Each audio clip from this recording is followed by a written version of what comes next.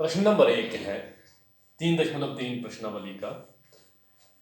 दिए गए बिंदुओं -2,4, 3, -1, -1, -0, 1, 2 और -3, -5 को कार्तीय तल पर आप प्रदर्शित करो, लोकेट करो, कहाँ पर ये बिंदु आते हैं, किस तल पर आते हैं, कौन से चतुर्थांश में ये बिंदु आते हैं। तो जैसे मैंने आपको बताया है कि कार्तीय तल क्या होता है, जिसमें ये धरातल की जो क्षैतिज रेखा है इसको एक्स अक्ष कहा जाता है। एक्स अक्ष,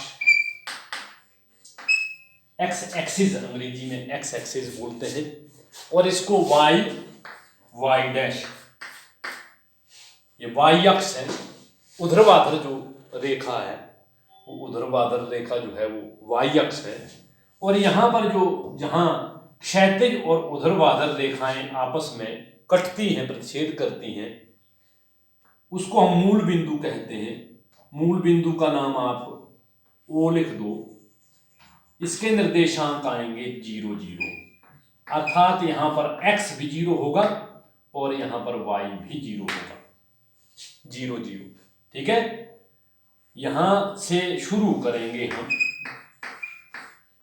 तो बराबर भाग करेंगे x अक्ष की तरफ 1, 2, 3, 4, 5, 6, 7, 8, 9, 10, इस तरह से लिख लो।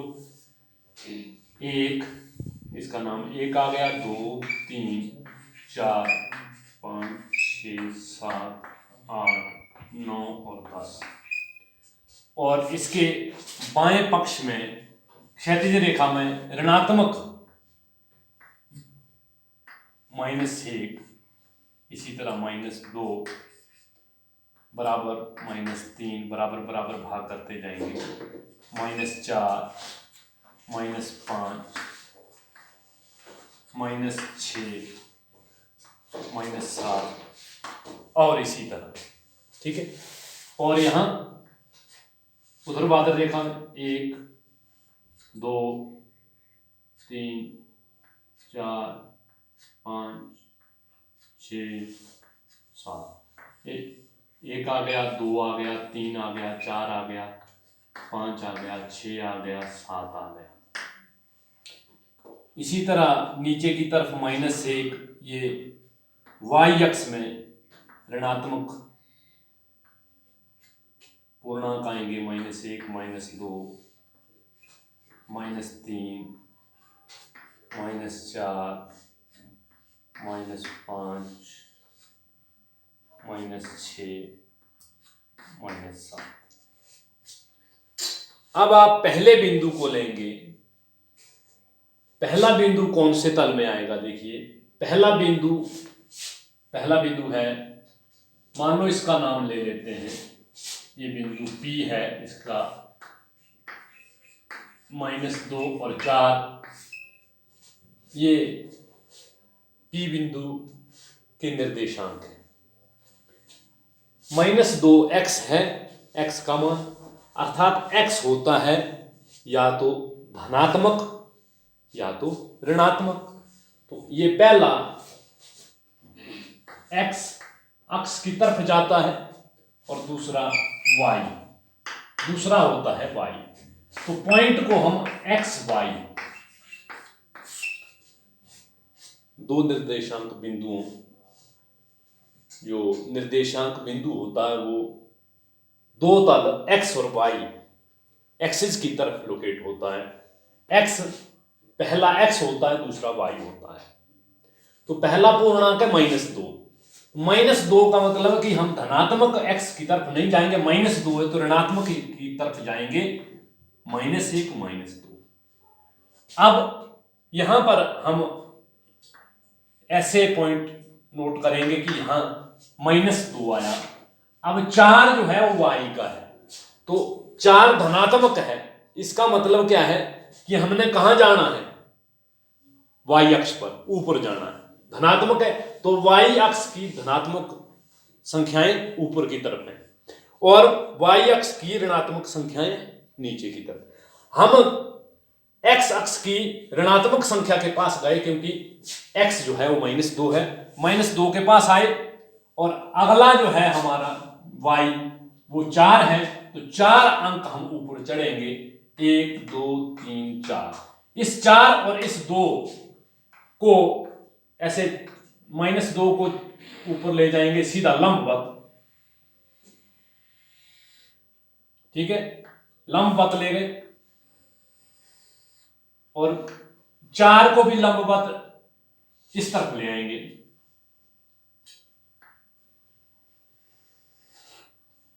और जहां पर ये बिंदु प्रतिच्छेद करेंगे, जहां पर ये रेखाएं हमने जो लंबवत ली वो प्रतिच्छेद करती हैं, ये बिंदु जो है आपका ये आया -2 और 4, -2, 4, ये बिंदु यहां लोकेट हुआ। अब ये बताओ, ये जो इस तल में बिंदु आया है कौन से चतुर्थांश में आया? दूसरे चतुर्थांश में, सेकंड क्वाड्रेंट। ये फर्स्ट क्वाड्रेंट ये होता है, ये सेकंड होता है, तो सेकंड चतुर्थांश में, ठीक है, द्वितीय चतुर्थांश में ये बिंदु आया।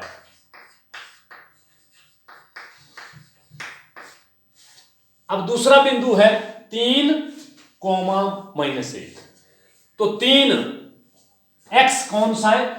x 3 है और y -1 है, ठीक है, तो हम x की तरफ 3 जाएंगे, ठीक है, दूसरा बिंदु 1 2 3।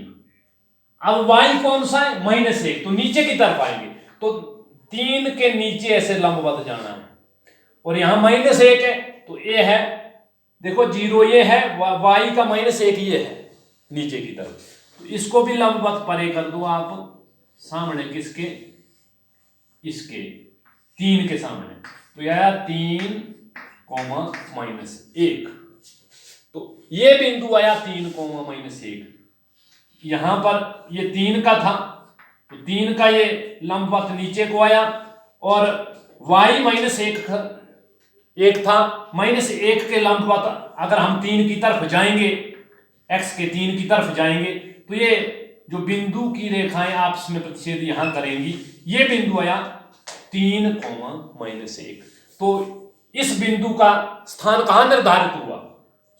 चौथे चतुर्थांश में, फोर्थ क्वाड्रेंट में, तो ये बिंदु आया 3, -4, ये बिंदु यहां पर आया। ये 3 है आपका x का और ये नीचे की तरफ -1 है, मतलब y माइनस का है, y अक्ष पर हम -1 अंक नीचे गए, ये बिंदु यहां पर आया। अब तीसरा बिंदु है आपका -1, -1, -1, इसका मतलब x जो है वो आपका -1 है, तो इस तरफ आओ, ये आ गया -1 x का, x अक्ष कौन सा है? -1, तो -1 और y क्या है? 0, मतलब ना ऊपर ना नीचे, 0 तो ये मूल बिंदु के सामने, y का 0 तो यहां है, नीचे आएंगे तो माइनस हो जाएगा y का, y अक्ष का जो माइनस, अगर माइनस में वैल्यू होती है -1 -2 तभी जाएंगे नीचे, धनात्मक होगी y की वैल्यू तो ऊपर जाएंगे, ना ऋणात्मक है ना धनात्मक है, क्या है? 0 है, तो -1 के पास ही यहां रुक गए, ना ऊपर गए ना नीचे गए, तो यही बिंदु आया। ये बिंदु कौन सा आया? बोलो, -1,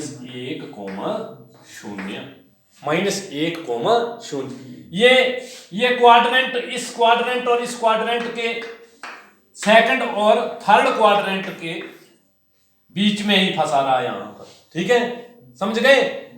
अगला बिंदु है आपका 1, 2, 1 आ गया, ये आपका आ गया 1, यहां पर 0, 0 है, मूल बिंदु के निर्देशांक है यहां के, ओ के, ये है 1, ये आ गया 1 और y कितना है? 2, तो ऊपर को जाओ y की तरफ, ऊपर क्योंकि धनात्मक है y, तो 2 के सामने और x के 1 के सामने ये बिंदु आता है, तो यहां पर प्रतिच्छेद करता है, ये पॉइंट आया आपका 1,2। ये फर्स्ट चतुर्थांश में आया है बिंदु। कौन से तल में आया है? एक्स वाई प्लेन के फर्स्ट क्वाड्रेंट में आया। ठीक है, तो ये निर्देशांक तल ये फर्स्ट आया। निर्देशांक तल भी बोलते हैं इनको, है ना। एक्स वाई प्लेन निर्देशांक तल कहलाता है। ये फर्स्ट क्वाड्रेंट है, ये सेकंड, ये थर्ड और फोर्थ। पहला चतुर्थांश, दूसरा, तृतीय चतुर्थांश और चौथा। अगला है -3, -5। -3, अब देखो -3 तो x क्या है? x आपका -3 है और y आपका -5 है। इधर देखो x के सामने -3, 1 2 3, ये -3 और y नीचे की तरफ है 5, ये है 5, y का 5 ये है। तो 5 के सामने का ये ले लो आप, 5 को ऐसे -3 की तरफ ले आओ, -3 को 5 की तरफ ले जाओ, तो ये बिंदु आपस में यहां पर टकराएंगे। तो ये बिंदु आया आपका -3, -5। तो ये बिंदु आपका तृतीय चतुर्थांश में आया। कौन सा बिंदु? -3, -5। तो ये कौन से चतुर्थांश में आया? तीसरे। इस तरह से हम बिंदु की स्थिति का पता चलता है हमें, और ये बिंदु की स्थिति का पता हमें ये कार्तीय तल में हम लगा सकते हैं। ठीक है, आप कार्तीय तल में किसी भी बिंदु को ढूंढ सकते हैं, ये कहां पर आएगा कहां नहीं आएगा। ठीक है, ये एक्स वाई होता है। ठीक है, एक्स वाई प्लेन में -2 है तो माइनस की तरफ जाना है एक्स को, वाई अगर धनात्मक है तो ऊपर जाना है और ऋणात्मक है तो नीचे की तरफ जाना है। तो दो बिंदुओं का खेल है ये। ठीक है, दो बिंदुओं का नहीं बोल सकते हैं, इसको बोल सकते हैं कि एक्स वाई का, ये एक्स वाई प्लेन का खेल है। ठीक है, तो इसको इस तरह से करना है। ठीक है, कोई समस्या है? ठीक है, शाबाश।